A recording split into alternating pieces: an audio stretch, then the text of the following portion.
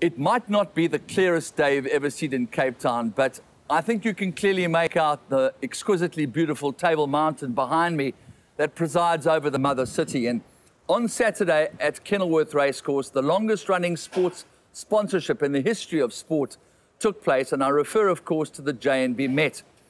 And the front page of South Africa's only privately owned sporting newspaper, the Sporting Post, said girl meets boys. And of course, they were referring to the daughter of Ideal World, and her name is Smart Call, trained by Alexander Garrett Laird. And he, of course, trains this filly for Jessica Slack, who is the nominee for Maritzfontein Stud.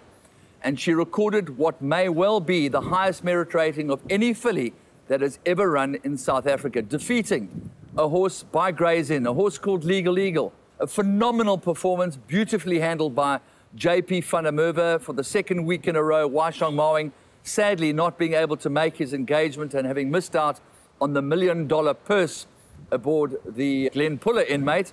And then, of course, JP van der Merwe stepping up to the plate and riding an absolutely faultless race.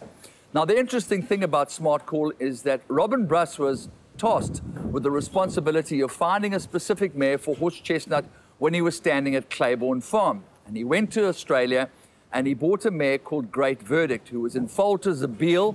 This particular mare was by Christmas Tree. And unbeknown to everybody, she went across to America, was covered by Horse Chestnut, but before that, she gave birth to Gray's Inn. She then had another foal called Good Judgment, who came out to South Africa. She's the mother of Smart Call, hence the fact that the daughter of Horse Chestnut was put in foal to Ideal World, the son of King Mamba, who only died last week out of that incredible race filly by Dane Hill called Banks Hill. And passionate racehorse owner, breeder, entrepreneur Robin Bruss has more for us on this incredible story.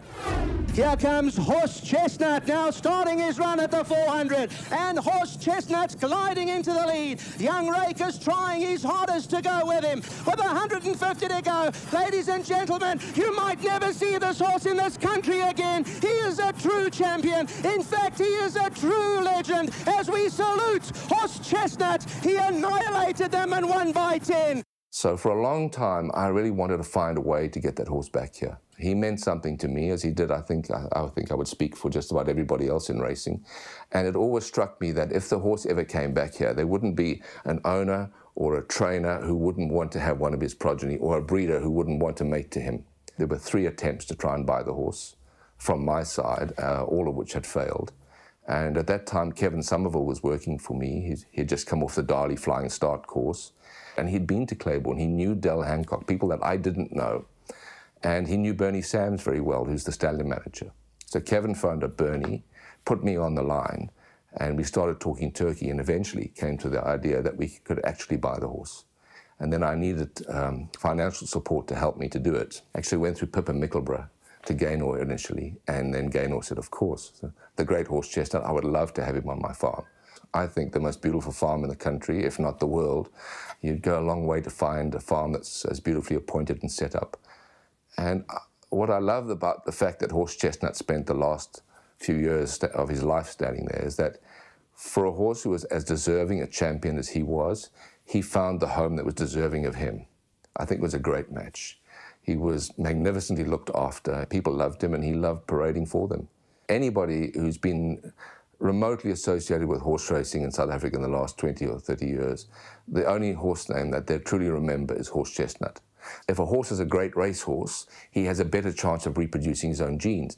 But there's many great racehorses that never made it. And perhaps if you have a great racehorse who's by a great racehorse out of another one, you are loading the basis of probability and the hope to go forward. But if you think about it, Andrew, only about, amongst the top stallions, if you have 10% stakes winners, you're 3 times better than the average of the breed. Only 3% of all races are stakes races. So you have a 97% chance of failing. That's how tough it is. But for the small guy, the opportunity always exists. And the sort of, I call it the wave motion of inheritance. I say it's like a golden thread that runs like this. If it was so easy that you just bought a Group 1 winner to produce a Group 1 winner, only the richest people would own all the best horses. That doesn't happen. So I'm hopeful that Horse Chestnut will do well as a broodmare sire. In time to come, I think what you'll find is that the daughters of Horse Chestnut will make their mark. And hopefully we'll see his name in pedigrees for many years to come. Mrs. O wanted to send a decent mare to Horse Chestnut in America. And she decided that she wanted to send one from here, but because the quarantine is so difficult, couldn't get one out in time. So she asked me to find a mare for her. Actually, it was through Gavin Schaefer. I went to the Australian mare sales and I bought a mare specially selected for Horse Chestnut for what I thought would suit him ideally. And the mare was called Great Verdict. And she was a daughter of the broodmare of the year called Summoned. She cost $340,000, which is a pretty hefty price for a broodmare in South African terms. Within 2 weeks of buying her, she was in America. That's how easy the shipments are from Australia. She was in foal, Southern Time, of course, to Zabeel. And so that Zabeel foal got born in Kentucky, and she decided to call him after a hotel that she knew called Gray's Inn. So Gray's Inn was born in Kentucky. The mare then got mated to Horse Chestnut. So the good part about it is that Gray's Inn came back to South Africa and became the champion racehorse and won the Vodacom Durban in July and was a hugely successful racehorse.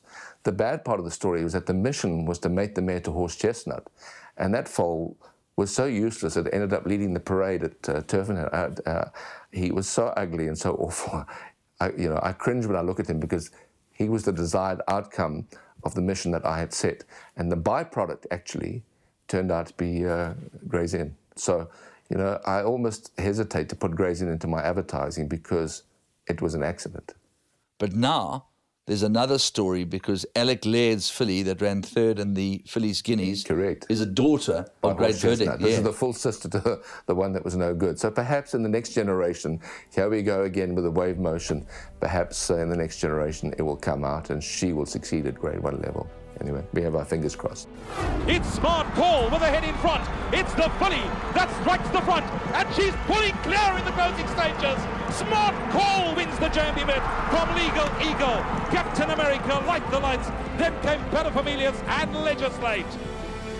And so the current status quo regarding Smart Call's participation in the forthcoming Breeders' Cup is that she will enter quarantine in early March with Noah from Goa, owned by her mom, Mary Slack. Whereafter she will head for Mauritius and then on to Newmarket in the United Kingdom, and finally to the United States of America. It will be an arduous and prohibitive journey that ultimately puts you on the back foot even before you start.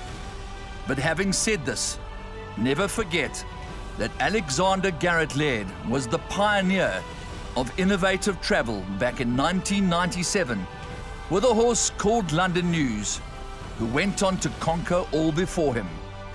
Let's hope that Smart Call can do just the same for Ideal World, Maritzfontein Stud, Jessica Slack, and all the adoring horse racing fans in South Africa.